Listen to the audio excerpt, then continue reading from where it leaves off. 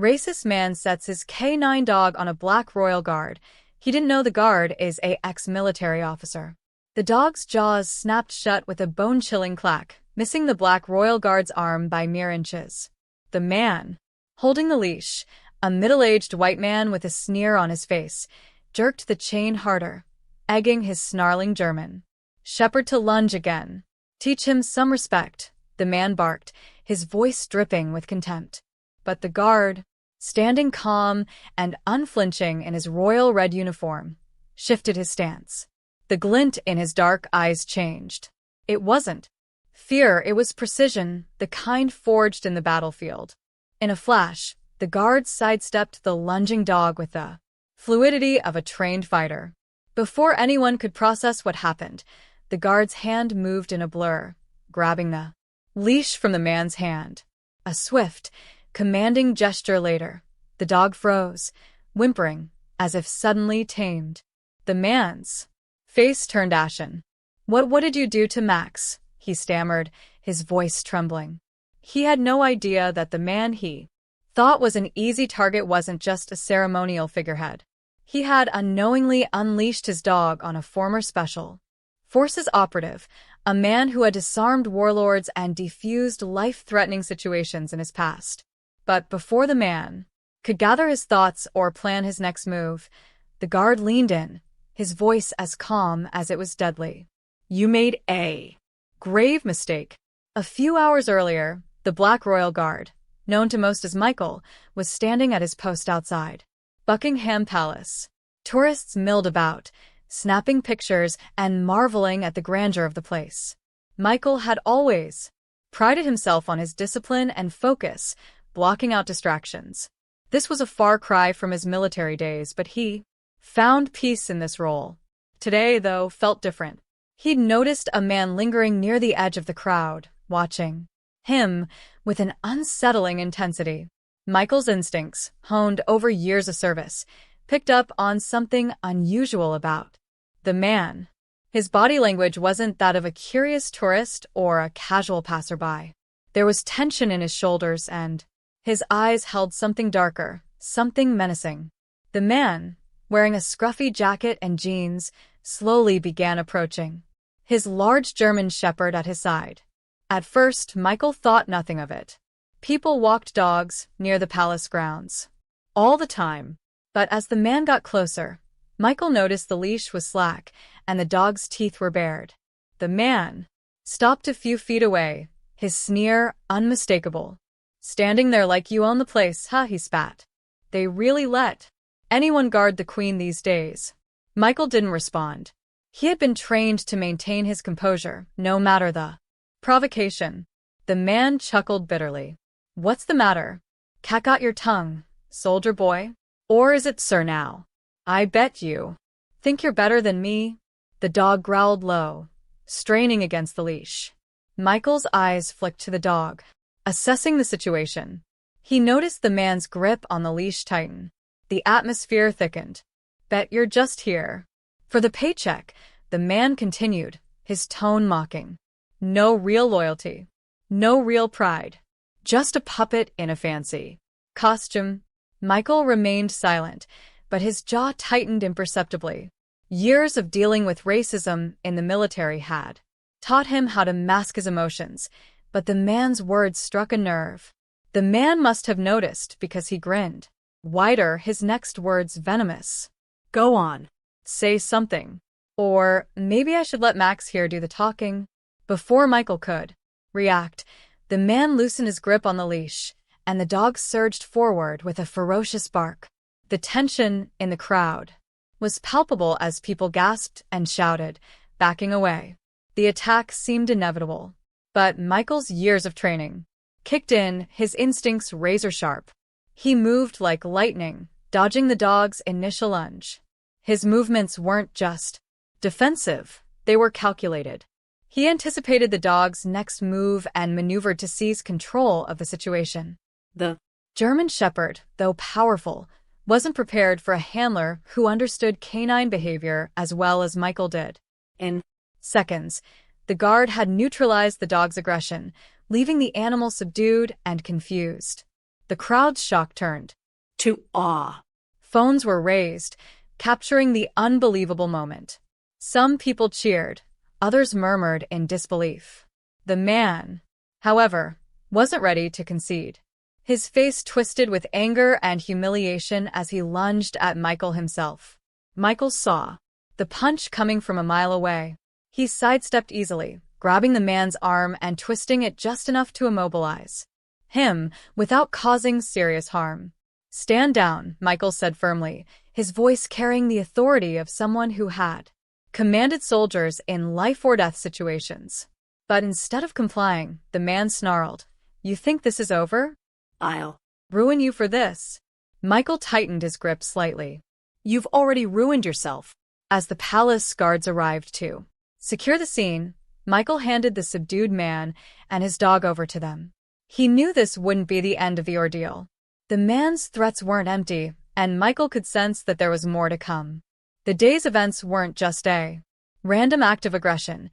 They were the opening move in a conflict that would test Michael's patience, his skills, and his resolve. The man's threats echoed in Michael's ears long after the authorities had escorted him off the palace grounds. As the crowd dispersed and the other guards resumed their stoic positions, Michael replayed the encounter in his mind. He was no stranger to confrontation, but something about the man's rage felt personal, calculated. Later that evening, Michael returned to his modest flat on the outskirts of London. The quiet hum of the city outside his window usually helped him unwind after a long day, but tonight was different. His instincts were on edge, a lingering unease tugging at the back of his mind. As he prepared a simple dinner, his phone buzzed on the counter.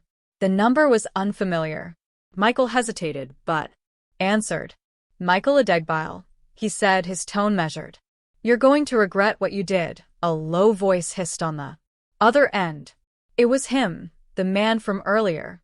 "You think you're untouchable because you wear that uniform? Think again." Michael felt his muscles tense. "You've got the wrong idea if you think intimidation works on me." The man chuckled darkly. "This isn't intimidation. It's a promise. Watch your back." The line went dead. Michael set the phone down, his mind racing.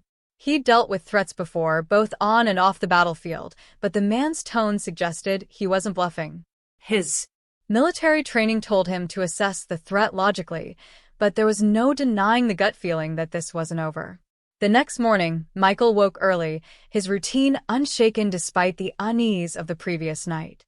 The crisp air greeted him as he made his way to the palace for his shift.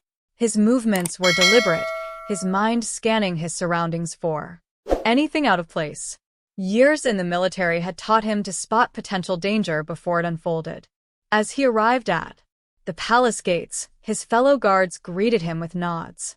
Their presence was a small comfort, a reminder of the camaraderie that came with the job.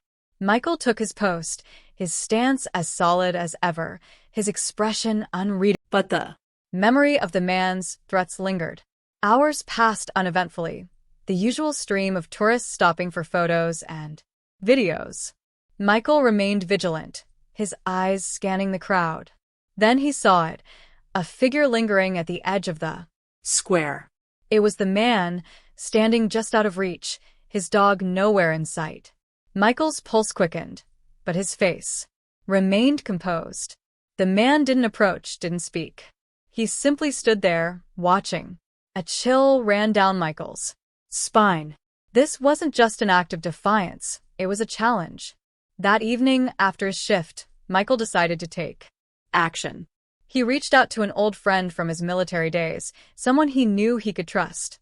Tommy Carter had been his squad mate during some of the most dangerous missions of their careers. If anyone could help him make sense of the situation, it was Tommy. "Tommy," Michael said when his friend answered the call. "I need a favor." "Name it," Tommy replied, without hesitation. Michael explained the encounter with the man, the attack, and the subsequent threats. Tommy listened intently, his tone growing serious. "Sounds like this guy's got a grudge," he said. "You're sure you don't know him from somewhere?" "I've never seen him before," Michael replied. "But he knew enough to make it personal." Tommy was silent for a moment. You think he's got connections? Could this be more than just one guy with a chip on his shoulders? It's Possible, Michael admitted. But I don't have enough to go on yet. all right, Tommy said. Let me dig around. See if I Can find anything on this guy. In the meantime, keep your guard up. Michael thanked him and ended the call. The weight on. His shoulders felt slightly lighter knowing Tommy was on the case, but the sense of foreboding remained. The next few days passed without incident. Michael continued his duties, always vigilant, but the man didn't reappear. just as Michael began. To wonder if the man had backed off, he received another call. This time it was from Tommy. I found something, Tommy said, his voice grave. The guy's name is Graham Foster. He's got a history, a long one. Assault, harassment, hate crimes. And it gets worse. Michael's grip on the phone tightened. How much worse? Foster's been involved with some fringe groups, Tommy said.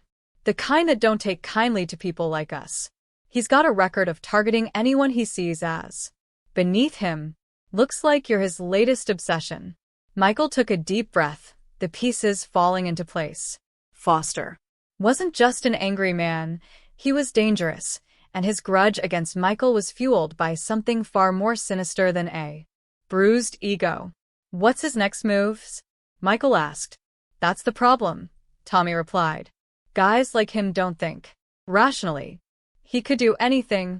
That night, as Michael lay in bed, he couldn't shake the feeling that Foster was planning something. the man's threats, his menacing presence, everything pointed to a storm brewing. Michael knew he had to stay one step ahead, but the uncertainty gnawed at him. The sound of breaking glass shattered the silence. Michael sprang out of bed, his instincts on high alert. He grabbed the baseball bat he kept by the door and moved toward the source of the noise.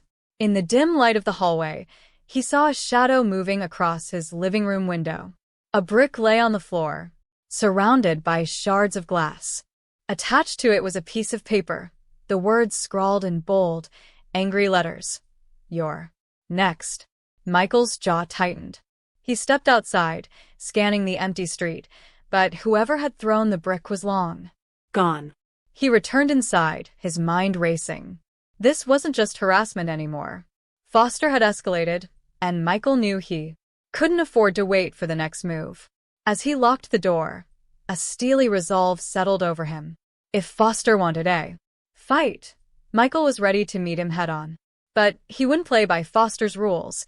He had his own. Michael sat in his living room, the shattered glass crunching under his boots as he paced. The note attached to the brick rested on the coffee table, its words burned into his mind. You're next. His phone buzzed. It was Tommy. What happened? Tommy asked, his voice sharp. Foster made his move, Michael replied, recounting the brick incident. Tommy cursed under his breath. You've got to report this, Mike. This isn't just a threat anymore. Michael shook his head, though Tommy couldn't see him. And tell them what? That a racist lunatic threw a brick through my window? They'll file a report and forget about it. I've seen it before. I get that, Tommy said, his tone softening. But this guy isn't going to stop. You need backup. Michael sighed, glancing at the note again. I don't want this escalating. Not yet. Tommy was silent for a moment. All right. But you call me if anything else happens. Don't try to handle this alone. Thanks, Tommy, Michael said before ending the call. He knew his friend was right, but years of relying on his own skills made it hard to lean on others. This time, though, he might not have a choice. The next day, Michael had the window repaired and doubled down on his precautions. His military training kicked in as he scanned his surroundings constantly, looking for anything or anyone out of place. He didn't have to wait long. That evening, as Michael returned home from his shift, he spotted a car parked across the street, a dark sedan with tinted windows. It hadn't been there before. His instincts prickled. He walked past his flat, pretending not to notice, and looped around the block. From the shadows of a nearby alley, he watched the car remained still for several minutes before the driver's side door opened. Foster stepped out, looking around with the same smug expression Michael had seen outside Buckingham Palace. He leaned casually against the car, as if he belonged there. Michael's hands clenched into fists. He wanted to confront Foster right then and there, but he knew better. This wasn't the time. Instead, he pulled out his phone and snapped a photo of Foster and the license plate before retreating into the shadows. That night, Michael sent the photo to Tommy with a short message. "He's watching my house." Tommy's reply came quickly. "I'll run the plates. Stay sharp." The next morning, Tommy called. The car's registered to Foster's cousin. "Looks like he's using family to avoid drawing attention to himself. The guy's careful, but not careful enough." Michael nodded, though he felt no relief. If Foster was willing to stake out his house, he was clearly planning something bigger. Later that day, Michael decided to visit his mother. She lived a few miles away in the same flat she had raised Amanda Modest, but cozy home filled with warm memories. As he approached the door, he saw her peeking through the curtains, her expression tense. "Michael," she said, pulling him inside. "You've got trouble." "What do you mean?" he asked, though he had a sinking feeling he already knew. His mother handed him a flyer that had been shoved under her door. It bore a crude caricature of a black man in a Royal Guard uniform, a noose around his neck. The caption read, "Keep our traditions pure." Michael's jaw tightened. "When did you get this?" "Last night. I didn't want to call you and make you worry." "You should have called," Michael said, his voice firm. "This isn't just about me anymore. Foster's trying to scare everyone around me." His mother reached for his hand, her touch gentle. "You've always been strong, Michael. But you don't have to fight this alone." Michael nodded, though the weight of responsibility pressed heavier on his shoulders. He promised to check in on her regularly and left, his resolve hardening with every step. That night, Michael prepared for the inevitable. He set up a basic security system with cameras around his flat and reinforced his locks. He knew these measures wouldn't stop someone like Foster, but they would buy him time. As he sat in the dim light of his living room, his phone buzzed. It was a message from an unknown number. The words chilled him. "Tick-tock, soldier boy. Time's running out." Michael stared at the message, his mind racing. He didn't know how Foster had gotten his number, but it was clear the man was escalating. Michael wasn't afraid, but he was angry. Foster had crossed the line, and Michael was done playing defense. The following evening, Michael spotted the same sedan parked a block away. This time, he didn't wait. He approached the car directly, his footsteps steady and deliberate. Foster wasn't inside, but the sight of the vehicle was enough to fuel Michael's determination. He returned to his flat and called Tommy. "It's time to end this," he said. "I need your help." Tommy's voice was resolute. "I'm in. What's the plan?" "We draw him out," Michael said. "He wants a fight. Let's give him one, but on our terms." Michael spent the next few days meticulously planning. He and Tommy set up a meeting place, a secluded area where Foster wouldn't have the advantage. Tommy pulled strings to ensure they had support if things went south. Michael knew Foster wouldn't come alone, but neither would he. On the night of the plan, Michael stood in the shadows, waiting. The air was thick with tension. He heard the faint rumble of an engine approaching and knew it was time. The sedan rolled into view, its headlights cutting through the darkness. Foster stepped out, flanked by two men who looked just as angry and dangerous as he did. Foster's smug grin was back as he called out, "You're braver than I thought." Showing up here, Michael stepped forward, his voice calm but firm. "You wanted me. Here I am."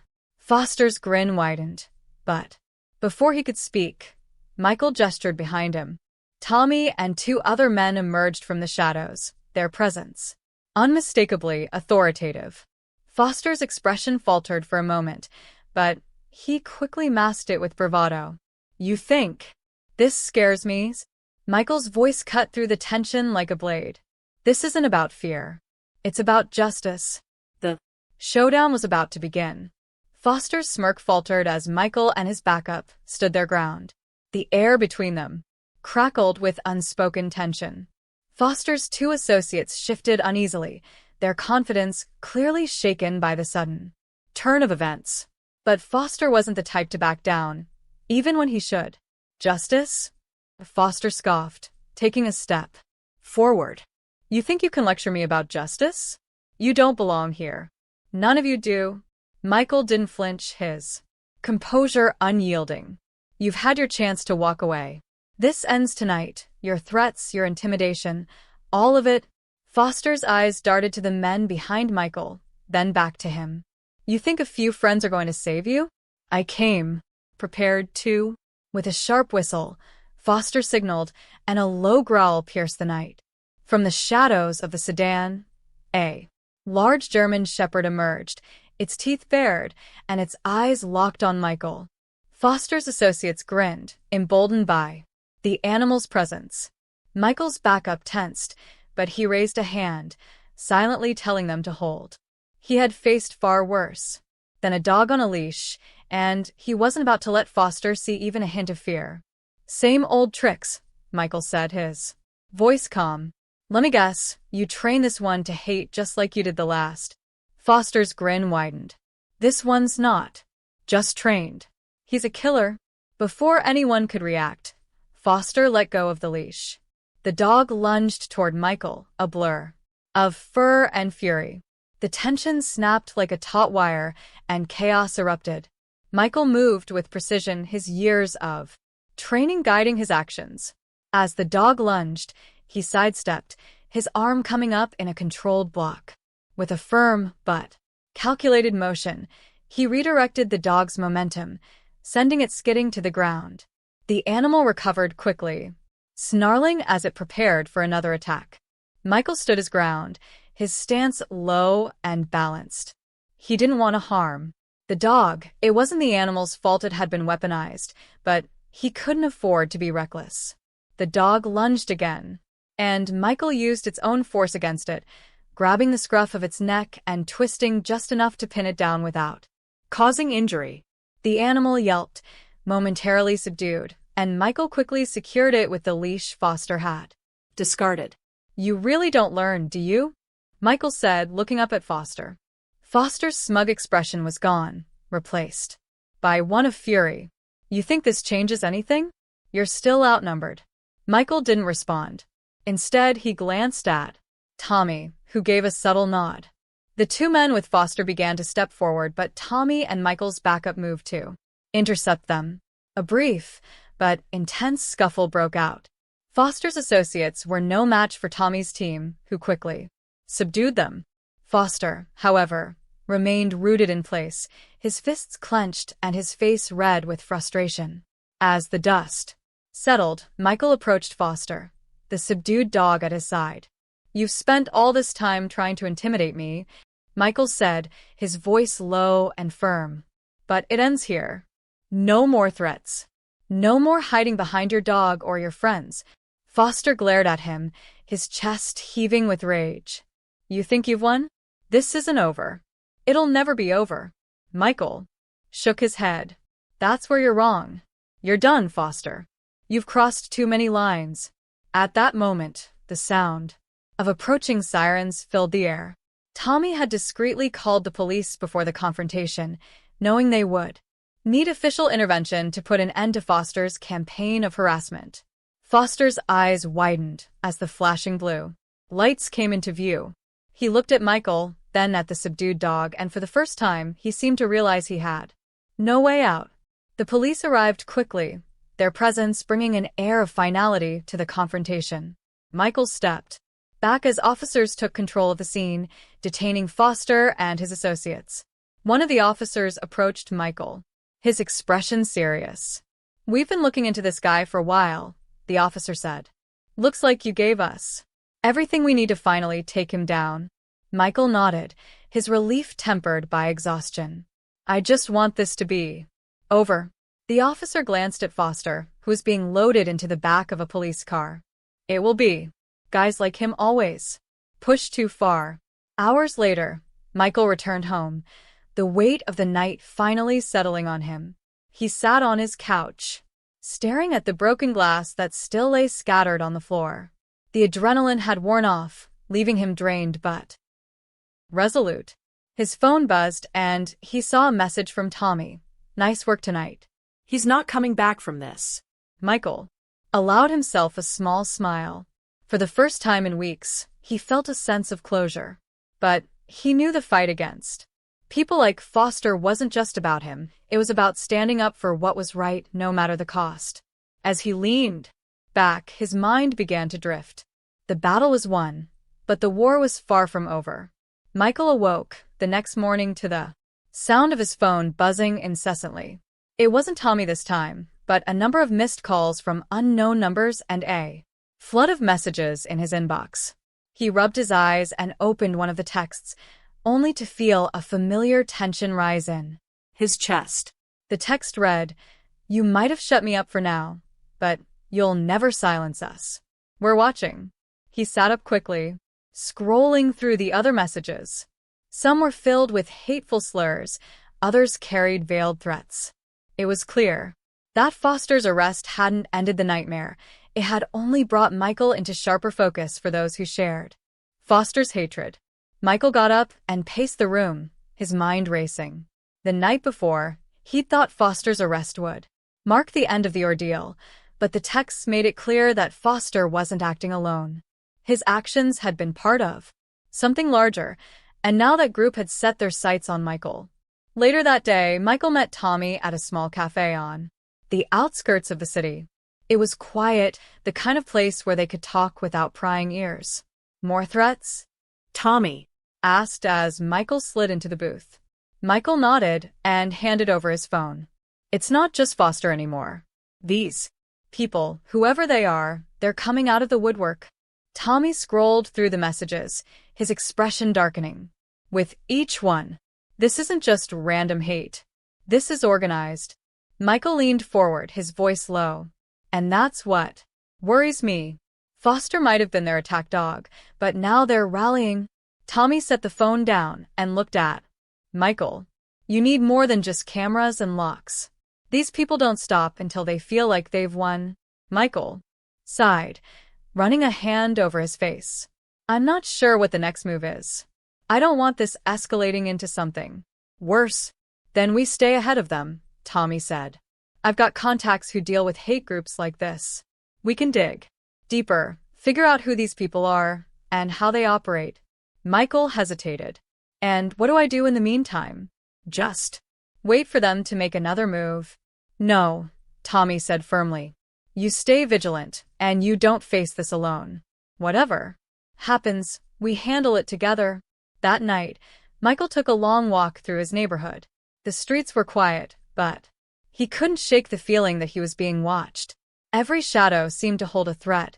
Every passing car felt like a potential danger. He hated feeling this way, like a target in his own home. As he turned a corner, he spotted a familiar face. One of his neighbors, an older man named Mr. Ellis, who was sitting on his porch.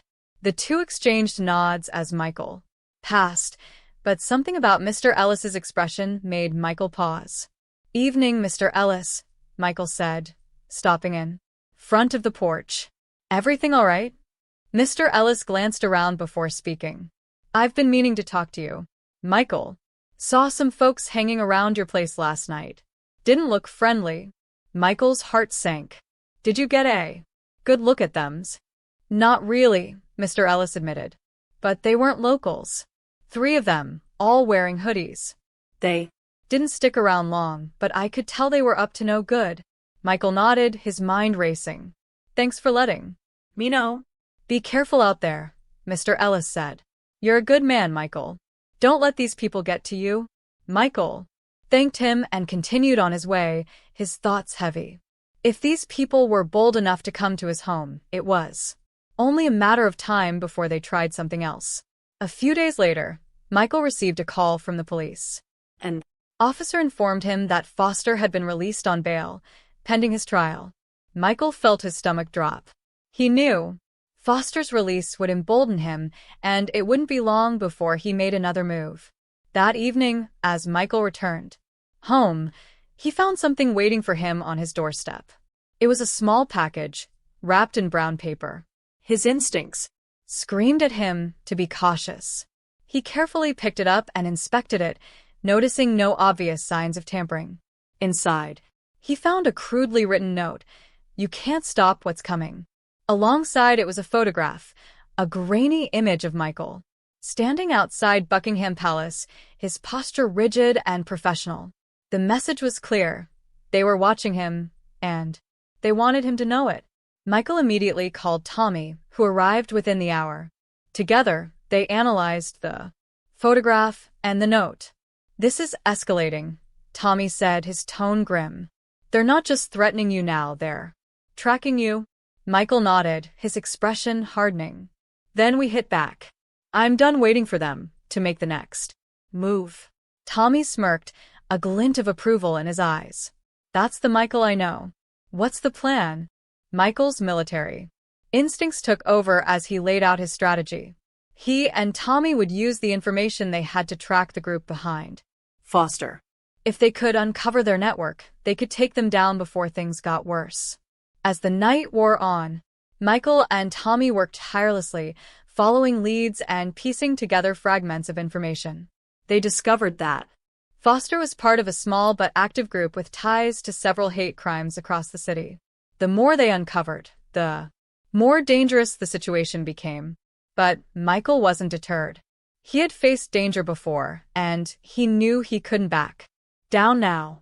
This wasn't just about him, it was about sending a message that people like Foster couldn't operate with impunity. As dawn broke, Michael and Tommy sat back, their plan taking shape. They had found a way to infiltrate the group's next meeting, set to take place in an abandoned warehouse on the outskirts of the city. Michael's resolve was unshakable. "If they want to fight," he said, "they're about to get one." Tommy nodded, his expression grim. "Let's make sure they regret ever crossing you." The abandoned warehouse loomed in the distance, its rusted exterior blending with the shadows of the surrounding industrial district. Michael and Tommy had parked a few blocks away, their approach carefully planned to avoid detection. The intel they'd gathered suggested that Foster's group would be meeting here tonight. A gathering that could offer the breakthrough they needed. Michael adjusted the earpiece tucked discreetly under his collar. Tommy's voice crackled through the connection. "You ready for this?" "Always," Michael replied, his tone steady. They moved quietly, keeping to the shadows as they approached the building. A faint glow of light seeped through the broken windows, accompanied by the muffled sound of voices. The meeting had started. Michael and Tommy slipped into position, finding cover near a side entrance. Peering through a crack in the door, Michael saw a group of men huddled around a makeshift table. Foster stood at the center, gesturing animatedly as he spoke. "This isn't just about one man," Foster was saying, his voice carrying a venomous edge. "It's about making a statement. If we let people like him walk around like they own the place, what's next? They'll think they can take everything from us." The group murmured in agreement, their faces hard with anger. Michael felt a surge of anger, but forced himself to stay calm. He needed more evidence before making his move. "Tonight, we plan the next step," Foster continued, slamming his fist on the table. "We're not just sending a message, we're taking action." Michael's grip tightened on the phone in his pocket, which was set to record the entire conversation. This was the evidence they needed to tie Foster and his group to their crimes. Tommy's voice came through the earpiece again. "We've got enough to bring this to the police. Let's get out before they spot us." Michael hesitated, his eyes fixed on Foster. Something about the man's tone suggested there was more to his plan, something bigger. "Not yet," Michael whispered. "I need to know what he's planning." Before Tommy could respond, the sound of footsteps echoed through the warehouse. A man approached the side entrance, a cigarette dangling from his lips. Michael and Tommy ducked out of sight, holding their breath as the man stepped outside to light his cigarette. The man's eyes scanned the darkness, his expression wary. Michael's heart pounded as he silently moved behind a stack of crates, his movements as quiet as a shadow. The man lingered for a moment before tossing the cigarette and heading back inside. "That was close," Tommy muttered. "We've got to move, Mike. This is getting too risky." Michael nodded reluctantly. "Let's regroup and figure out our next move." As they retreated to their car, Michael couldn't shake the feeling that something big was about to happen. Foster's words had hinted at a plan, and Michael was determined to uncover it before it was too late. Back at Tommy's flat, they reviewed the recording, carefully analyzing Foster's speech. One phrase stood out: "the big show." "What do you think he meant by that?" Tommy asked, leaning back in his chair. "Something public," Michael replied.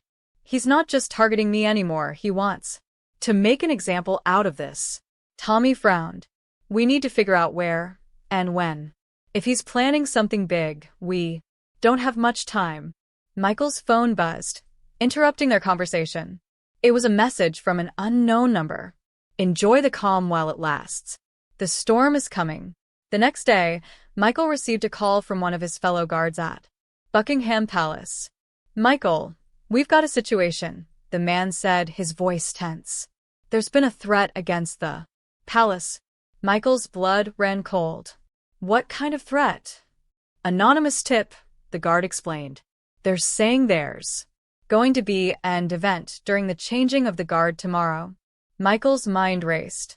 The changing of the guard was a highly visible event, drawing large crowds and significant media attention. If Foster's group was planning something, this would be the perfect stage. "Have the police been notified?" Michael asked. "Yes, but you know how these things go. They're treating it as low priority until they have more evidence." Michael cursed under his breath. Foster had created just enough plausible deniability to keep law enforcement from acting decisively. It was up to him to stop whatever was coming. That evening, Michael and Tommy worked through the night, piecing together every clue they had. Michael used his contacts within the guard to gather additional intel, while Tommy scoured online forums and social media for any mention of Foster's group. By dawn, they had a lead. Foster's group had been communicating through a private online channel, discussing plans to stage a protest during the changing of the guard. But it wasn't just a protest, they were planning to incite chaos, using the event to send a message of hate.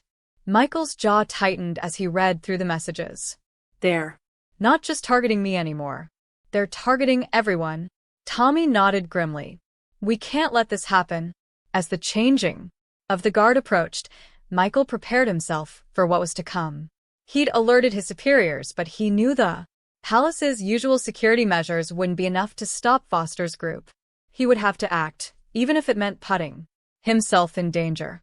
The crowds gathered early, filling the square with a hum of anticipation. Michael took his place among the guards, his eyes scanning the sea of faces for any sign of trouble. Then he saw them, Foster and his associates, blending into the crowd. They carried signs, their expressions carefully neutral, but Michael knew better. They weren't here to protest, they were here to provoke. As the ceremony began, Michael's heart pounded in his chest. He could feel the tension building, a storm on the horizon. And then, like a crack of thunder, chaos erupted. Foster shouted something unintelligible, and the crowd surged. Several men pushed through the barricades, heading straight for the guards. Michael's instincts kicked in as he moved to intercept them, his voice commanding as he barked orders to the other guards. The situation spiraled quickly, the once celebratory atmosphere turning into a scene of confusion and panic. Michael locked eyes with Foster, who stood at the edge of the chaos, a cruel smile on his face.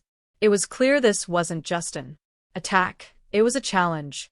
And Michael wasn't going to back down. The roar of the crowd was deafening, a mix of shouts, screams, and the sound of bodies pushing against barriers. Michael's training took over as he scanned the chaos, identifying threats and prioritizing actions. Foster's men were making their move, and Michael knew this was no ordinary protest. One of the men broke through the barricades, heading straight for the guards with a smoke canister in hand. Without hesitation, Michael moved, cutting through the crowd like a blade. In one swift motion, he disarmed the man, tossing the canister safely away before pinning him to the ground. "Stay down," Michael growled, his voice firm and commanding. The man struggled but froze when he felt the weight of Michael's knee pressing him into the pavement. Michael quickly secured the man's hands with a set of zip ties, then scanned the area for the next threat. Meanwhile, Foster stood near the edge of the square, shouting instructions to his associates.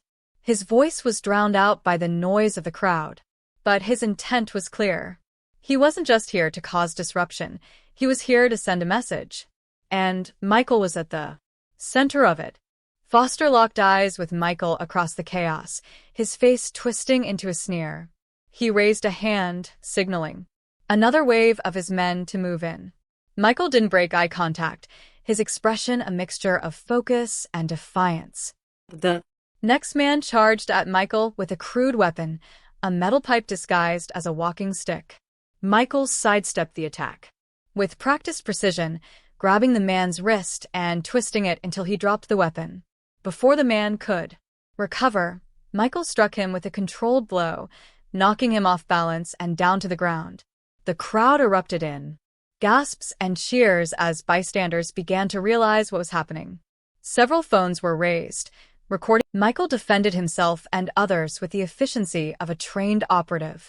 Suddenly, a loud bang echoed through the square, silencing the crowd for a split second. Smoke began to fill the air as Foster's men detonated a series of smoke bombs, obscuring the area and creating further panic. Michael coughed, his vision blurred by the thick smoke. He could hear the shouts of his fellow guards and the cries of terrified tourists. He moved toward the sound of a woman screaming, finding her crouched with a child, both disoriented by the smoke. "Come with me," Michael said, his voice calm despite the chaos. He guided them toward the barricades, ensuring their safety before turning back to face the unfolding scene. Through the smoke, Michael saw Foster moving toward him, his expression smug and triumphant. He wasn't running or hiding, he was walking straight into the chaos he had created, as if daring Michael to stop him. Michael stood his ground, his body tense And ready. Foster stopped a few feet away, his sneer widening. "This is your legacy, soldier boy," Foster said, his voice dripping with mockery, chaos, fear, and failure. "You don't belong here." Michael didn't respond. He had learned long ago that words didn't matter in moments like this. Actions did. Foster took a step closer. "What are you going to do, hero? Arrest me? Fight me? You think you can stop this?" Michael's voice was low and steady. "I've already stopped it."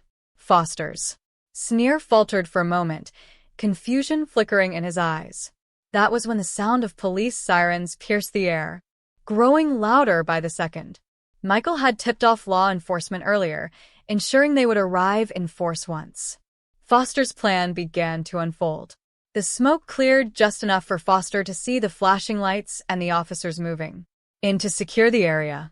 His confidence wavered, replaced by the realization that he had underestimated Michael. As the police began detaining Foster's men, Michael stepped forward, his eyes locked on Foster. "This ends now," he said, his tone resolute. Foster glared at him, his fists clenching at his sides. "You think this is over? You think they'll stop because of you?"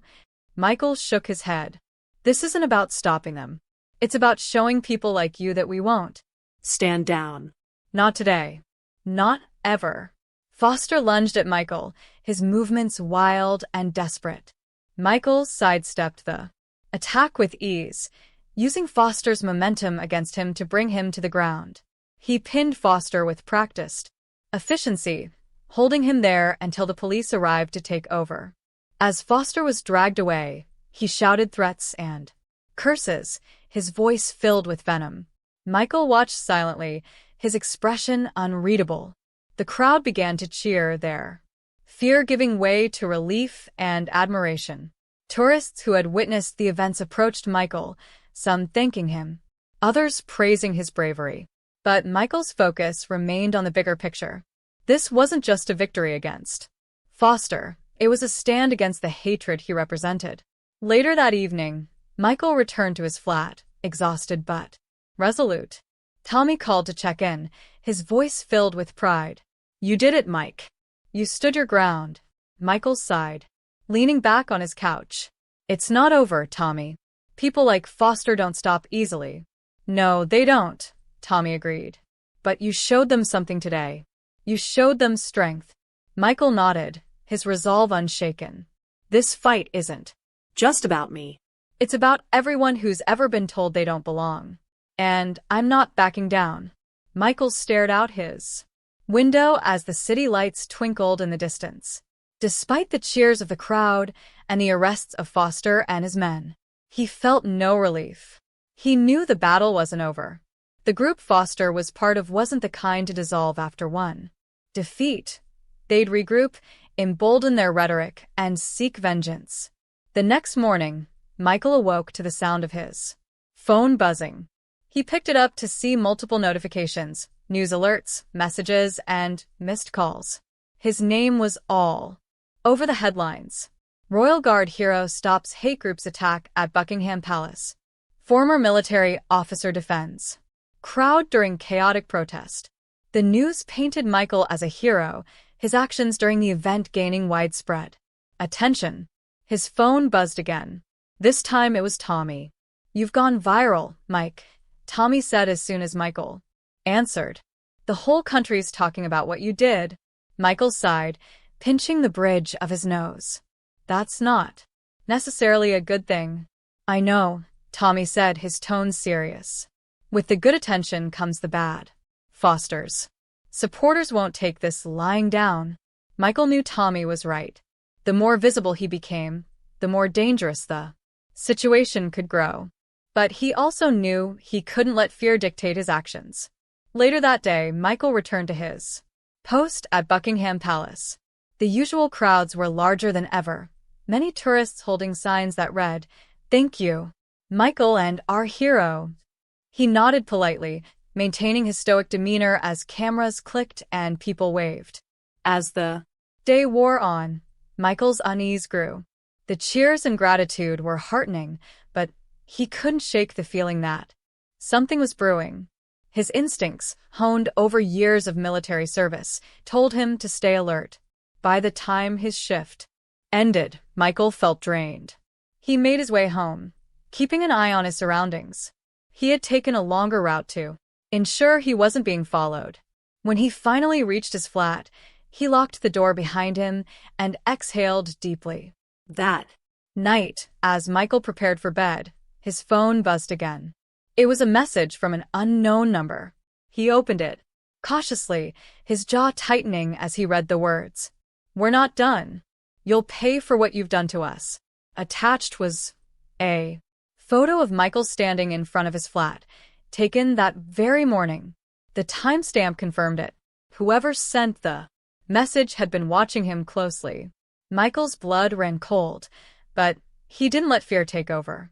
Instead, he forwarded the message to Tommy with a note. "They're escalating.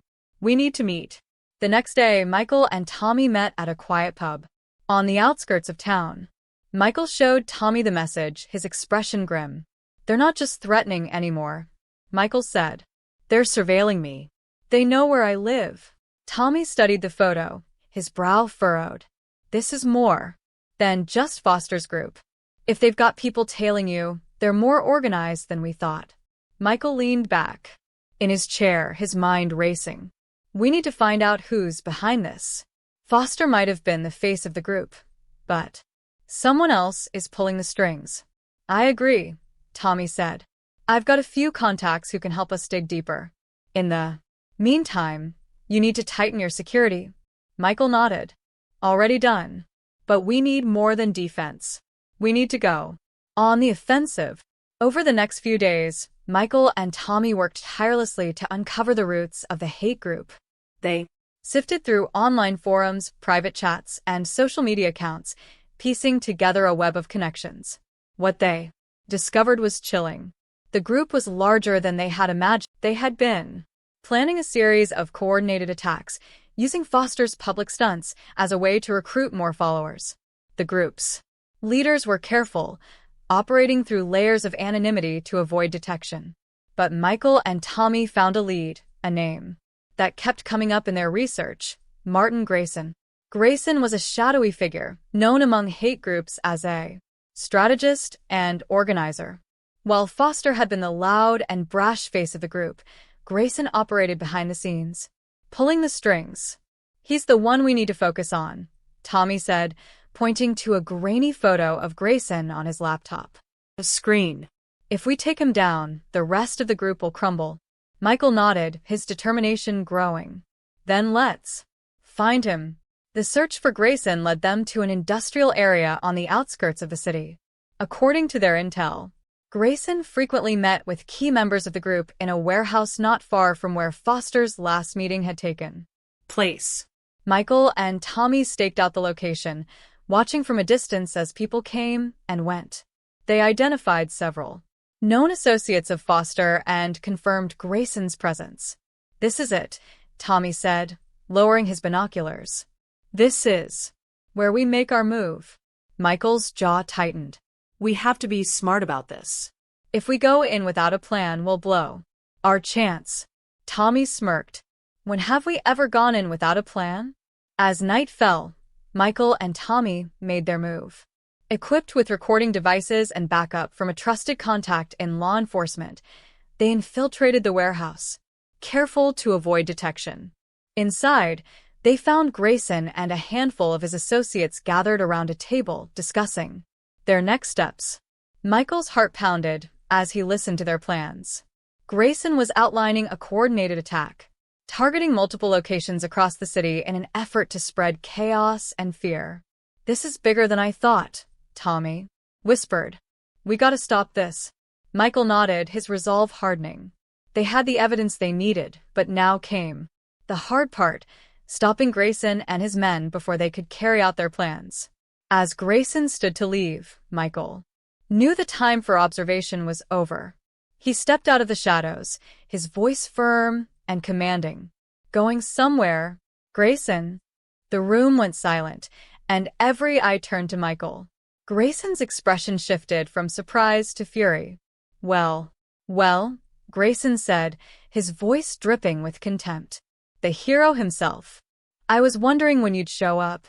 Michael took a step forward, his stance solid and unyielding. "It's over, Grayson. We've got everything we need to shut you down." Grayson smirked, gesturing to his men. "You think it's that easy? You're outnumbered." Michael didn't flinch. From behind him, Tommy and 2 law enforcement officers stepped into view, their presence a clear signal that Michael wasn't alone. "It's not just me," Michael said. "And you're out of time." The standoff had begun. Grayson's smirk faded as he glanced around the room, assessing his options. His men shifted uneasily, their confidence wavering in the face of Michael's calm authority and the arrival of backup. The tension in the air was electric, every second stretching as both sides waited for the first move. Grayson stepped forward, his hands raised mockingly. "And what now? You're going to arrest me, hero? You think this is the end of the stories?" Michael's eyes narrowed, his stance steady. "No, Grayson. This is just the beginning.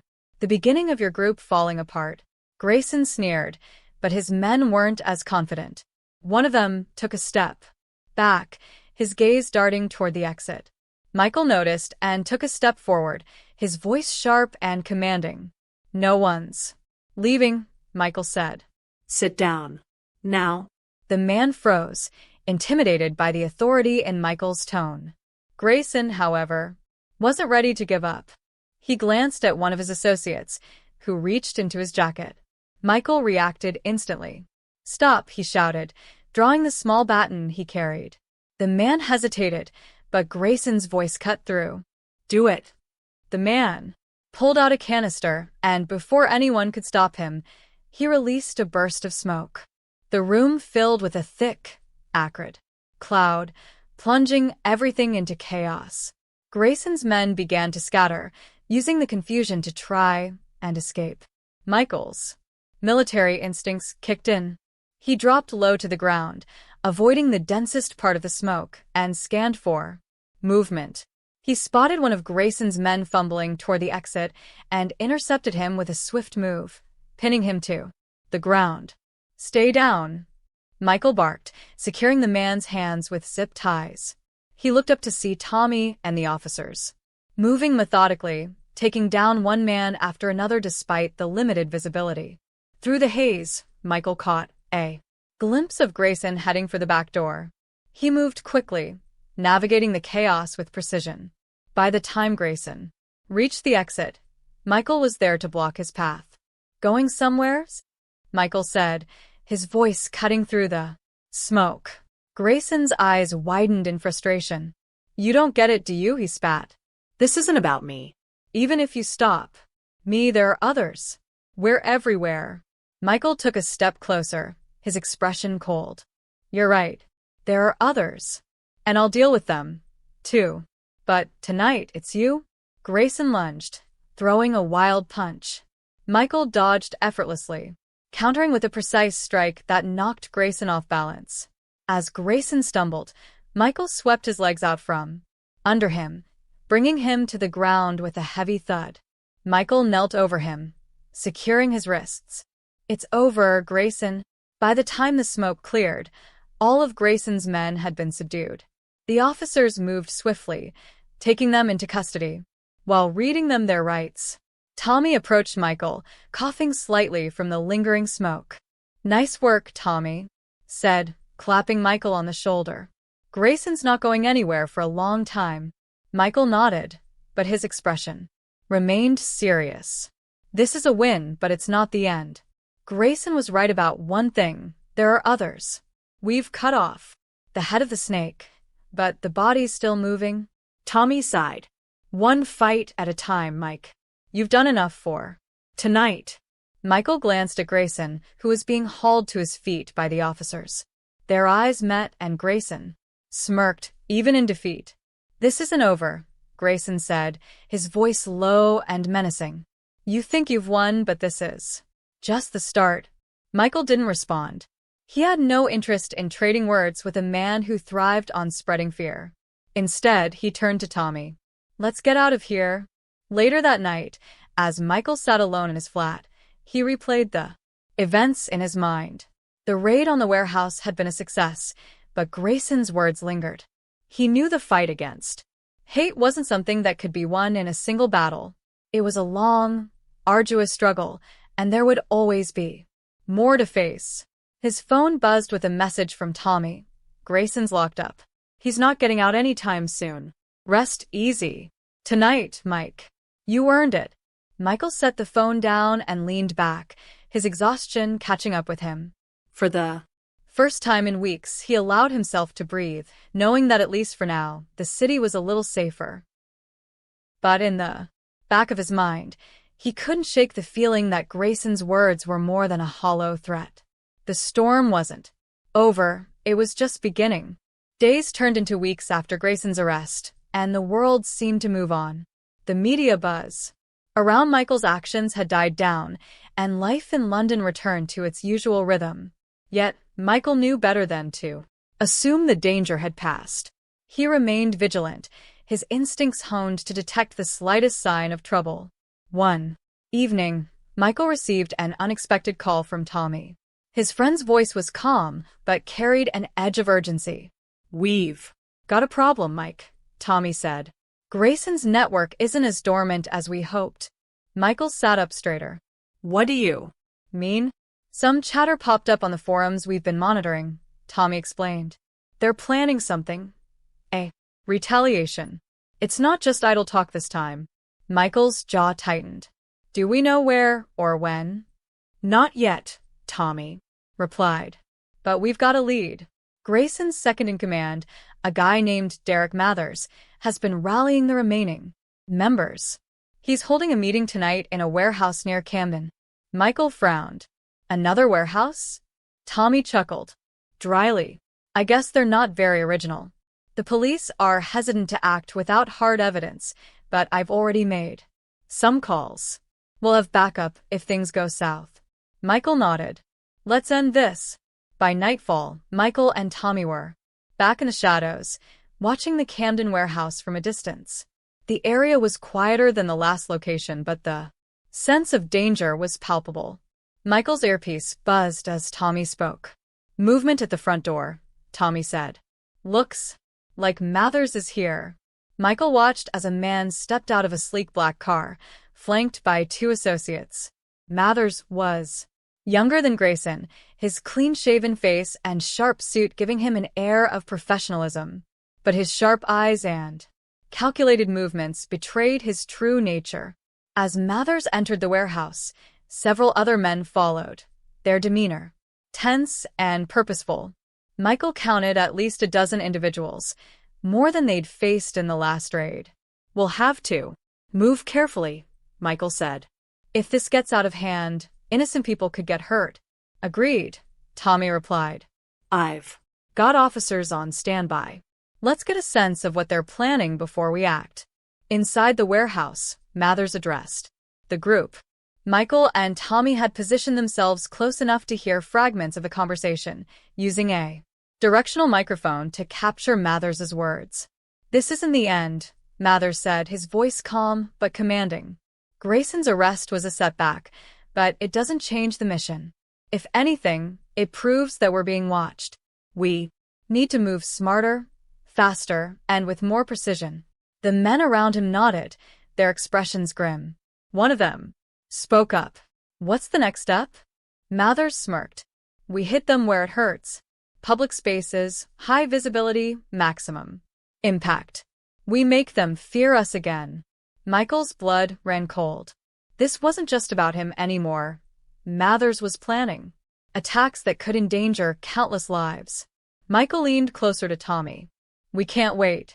If they leave this warehouse, it'll be too late. Tommy nodded. Let's call it in. Tommy signaled the officers waiting nearby, who quickly moved into position.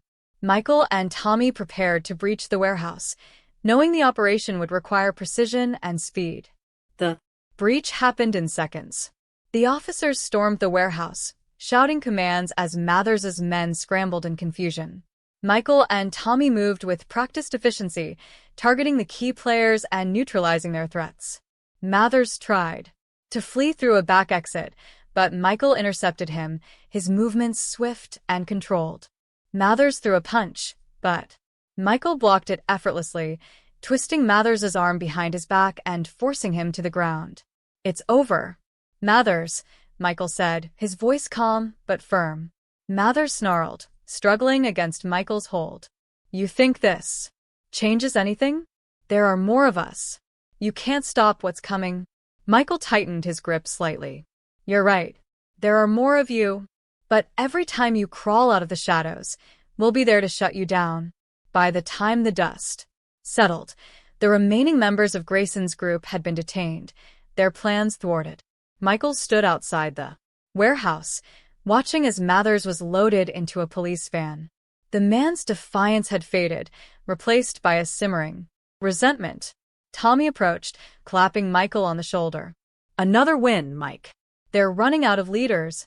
Michael nodded, though his expression remained serious. This isn't the last of them. Groups like this don't disappear overnight. No, Tommy agreed. But they're weaker now, and they know we're not afraid to fight back. As the police wrapped up their operation, Michael took a moment to reflect.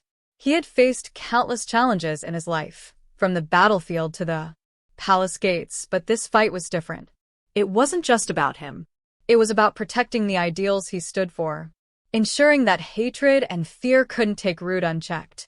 As he walked away from the warehouse, the weight on his shoulders felt lighter. The battle wasn't over, but for now, the city was safer. And Michael knew he would be ready for whatever came next, because standing against hate wasn't just his duty, it was his mission.